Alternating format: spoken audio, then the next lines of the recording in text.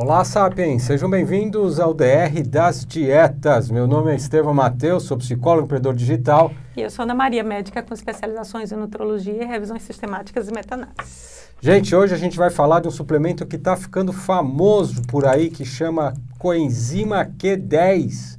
E ela serve para proteger o coração, para as pessoas não caírem duras e esticadinhas. A coenzima Q10 é muito associada à proteção do miocárdio, né, das mitocôndrias do coração. Miocárdio é o nome do músculo que faz o coração bater, né?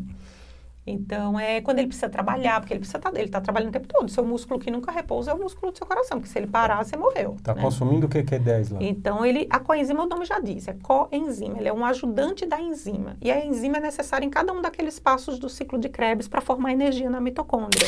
Então, se você falta o ajudante da enzima, a enzima não funciona, aí fica travado. E nisso a mitocôndria vai ficando fraca, não vai produzindo energia, aí o músculo não tem a função normal, não tem energia normal, ele começa a não bater direito, né? E quem já tem doença cardiovascular pode precisar dessa ajudinha da coenzima, que então quer dizer aqui, eu entendendo, sem falar do círculo de Krebs, que eu acho que eu não sei se todo mundo lembra, mas é aquilo que dá energia para a mitocôndria funcionar e a mitocôndria dá energia para o resto dos músculos lá do coração funcionar. Então, a coenzima Q10, que significa que ela vai ajudar o coração a ter mais energia, a bater mais forte.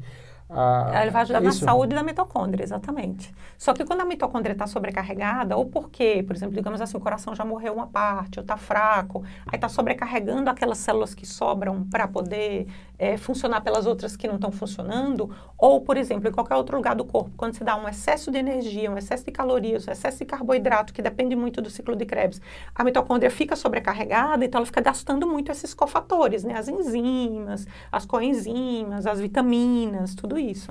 Então, será que a suplementação, tomar a pirulinha mágica do Q10 vai ajudar? Pois é. Como é que começaram os estudos? Porque não tem tantas meta-análises como nas outras coisas, tá, Sapiens? Mas como é que começaram os estudos? Começaram comparando os níveis de coenzima Q10, que chama ubiquinona, né? O nome dela, científico, entre quem tem doença coronária e quem não tinha doença coronária. Então, quem tem entupimento no coração. E viram que quem tinha entupimento no coração tinha menos coenzima Q10 circulante. Olha, que interessante, então, assim, tem alguma coisa aí que ou está gastando demais ou não está produzindo. O que está acontecendo? O nutricionista pode receitar isso daí, Q10? Com que médico? Na verdade, ninguém precisa receitar, porque é um suplemento, né? Então, não precisa receita nada. Mas, assim, a gente vai mostrar para vocês também que não existe, assim, uma evidência de você saber exatamente a dose, mas eu vou falar mais ou menos para vocês as doses. Também não é prescrição médica, tá? E aí, outros estudos foram confirmando isso aí, de quem tinha, por exemplo, quem chegava com um problema coronário, um infarto, angina, no hospital, e quem tinha uma coenzima Q10 mais alta, sobrevivia mais. Quem tinha coenzima mais baixa, tinha mais chance de morrer. Então, eles começaram a investigar isso aí, começaram a fazer a reposição. Então, por exemplo, teve um estudo bem feitinho, que não foi uma meta-análise nem nada, mas bem feitinho, repondo 300 miligramas por dia para quem já tinha problema de coração, para ver se a pessoa não tinha de novo outro infarto, outro evento cardíaco, ou mesmo mortalidade. E conseguiu reduzir em 50% o risco. Nossa, então, isso é muito, 50%, gente. Olha, vale a pena, hein? Boa, né? Vale a pena até quem não tem problema cardíaco para deixar o coração. Então, aí a gente não sabe ainda, entendeu? Essa prevenção primária que você está perguntando, né? A pessoa não tem nada, será que eu consigo evitar se eu tomar coenzima Q10? Talvez. Não, tem um monte de fatores, né? Dieta, né? Dieta. Talvez seja interessante você não gastar tanto sua coenzima Q10, porque é uma partícula que a gente produz, tá? Não é necessariamente que você tem que tomar de fora, você pode produzir dentro do corpo. Mas se você estiver exagerando aí nas substâncias químicas, eu acho que de repente... né? Talvez, vamos ver direitinho, cada um vai saber o seu contexto. Então, por exemplo, quando a pessoa ia para um cateterismo, porque tem risco, às vezes, de faltar oxigênio durante o cateterismo, quem ia com mais coenzima Q10 preservava mais o músculo cardíaco. Olha, que interessante. Então, começaram a descobrir essas coisinhas, né? E ele começou a ser chamado de suplemento anti-inflamatório, para diminuir fatores inflamatórios, como o PCR, que é um fator inflamatório que mostra que a pessoa realmente está agredindo o corpo, né? Ele conseguiu reduzir em mais de 7 vezes o PCR, comparando com quem não usava o suplemento. Então, assim, foram fazendo vários estudos, foram promissores, e tem 2 meta-análises. Uma não conseguiu meta-analisar porque era tudo bagunçado, as doses todas diferentes, variava de 100 até 600 miligramas por dia, então realmente eles pelo menos foram fiéis de dizer assim, ó, não vamos conseguir meta-analisar isso aqui porque está tudo junto, misturado, uma salada toda zoada e não dá para separar as coisas. E uma outra meta-análise conseguiu mostrar que realmente diminuiu o PCR, mas assim, estudos mais longos para mostrar essa coisa de sobrevida, ainda não tem. Ana, eu estava vendo ali, até lá embaixo nas nossas coisas, a gente tem um suplemento ali que chama PQQ. Para que serve isso daí, hein? Esse nome é meio um trava-língua, chama pirroquinolina quinona. Vai botar aqui em cima porque é até difícil de falar. Ela é como se fosse também um antirradical livre, que também faz parte de todo esse metabolismo da mitocôndria. Então, ele ajudaria também nessa saúde da mitocôndria. Então, ele ajuda a grudar nos radicais livres quando a mitocôndria está funcionando demais, que tem muita energia, ela não está dando conta, é como se fosse um mecanismo, uma engrenagem que está muito acelerada e está soltando fumaça. O PQQ, ele como se ele fosse dar uma aliviadinha ali para não queimar aquilo lá, entendeu? Aquela engenhoca... Você falou para eu falar, mas diz a lenda, por que diz a lenda? É porque você diz não a falou lenda que faz... É, que eu pulei aqui. Diz a lenda que ele funciona como anti-inflamatório, antioxidante. E por que você fala proteção diz neural. a lenda? Porque não tem evidências muito confiáveis sobre isso. O que tem são alguns estudos que mostram que ele pode ter neuroproteção. Muitos estudos são em ratos, então não tem ainda estudos fortes em humanos. Mas em humanos, o que é que mostrou? Mostrou que ele pode ajudar a proteger a falta de oxigenação em quem está tendo infarto, por exemplo, ou com risco de infarto.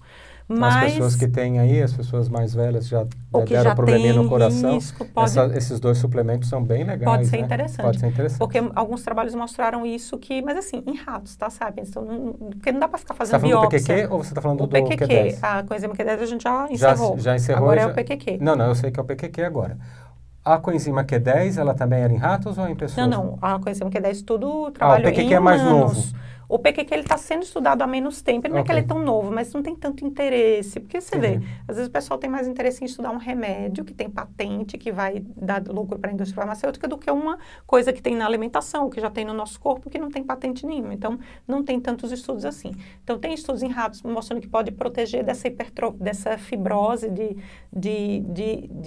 deformar o músculo cardíaco, né? Ou ficar hipertrofiado ou ficar com cicatrizes, mas isso é em ratos. E em humanos, tem 2 trabalhos, um que não mostrou diferença nos fatores de risco, triglicérides, aquelas coisas, e outro que mostrou que diminuiu os fatores inflamatórios, como o PCR, por exemplo, que é aquela proteína C reativa que fica inflamatória. Então, assim, essa dose que eles usaram foi 20 miligramas, mas, assim, não existe um consenso de qual que é a melhor dose, tá? Então quer dizer, é um produto que você não precisa de prescrição médica, está livre para tomar, então porque ele não tem eventos colaterais, por isso que a Anvisa libera. Então quer dizer que de repente pode valer a pena. Pode valer a pena, né? Dependendo, cada um pesa o seu risco-benefício aí, se é uma coisa que não vai te fazer mal, às vezes não vai pesar tanto no seu bolso. E nos alimentos não tem, né? Não dá para fazer reposição dos alimentos? Tem sim, porque, olha só, se você come uma dieta mista, 10% do PQQ vem dos vegetais, 90% vem dos produtos animais. Okay. Porque onde é que tem mais PQQ e coenzima Q10? Pensa, se é na mitocôndria,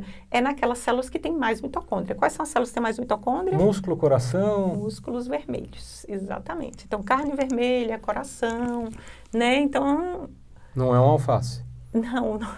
Não é no alface nem no pimentão vermelho. Não. Então, imagina. Então, eu acho que é importante a pessoa pegar e fazer um churrasquinho. Quem gosta de coração de galinha no churrasco, olha aí, ó.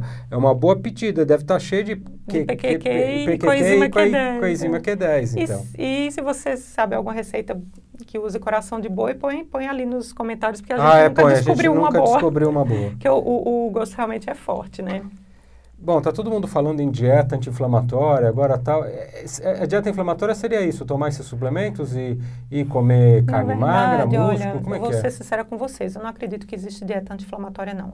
Eu acredito que existe, você não se inflamar, você evitar coisas que são inflamatórias, mas que existe um alimento perfeito, um super nutriente que é uma anti-inflamatório. Pílula mágica. Pílula mágica, não. O que existe deixa de comer coisa inflamatória, deixa de ter atitudes tóxicas para o seu corpo. Então, assim, beber em excesso, fumar, drogas de todo tipo, lista e lista, não dormir direito, viver com estresse, tudo isso é ultra-inflamatório. Se você começa a corrigir isso, ficar sedentário, não fazer atividade física, é uma coisa ultra-inflamatória. Tentar deixar os problemas do trabalho no trabalho e tentar colocar a sua hora de happy hour, mesmo que você não saia, happy hour em casa. Fazer uma coisa que você gosta, fazer uma coisa que você goste, dar limite para o trabalho e das preocupações, né? Então, chegou numa sexta-feira, você não tem que ficar pensando lá na segunda-feira. Vai viver o final de semana. E depois das 6 horas, depois do seu horário de trabalho, você vai desestressar, né? Relaxar. Mas, Ana, a última pergunta do vídeo, mas a comida pode ser anti-inflamatória, dependendo do que você come, né?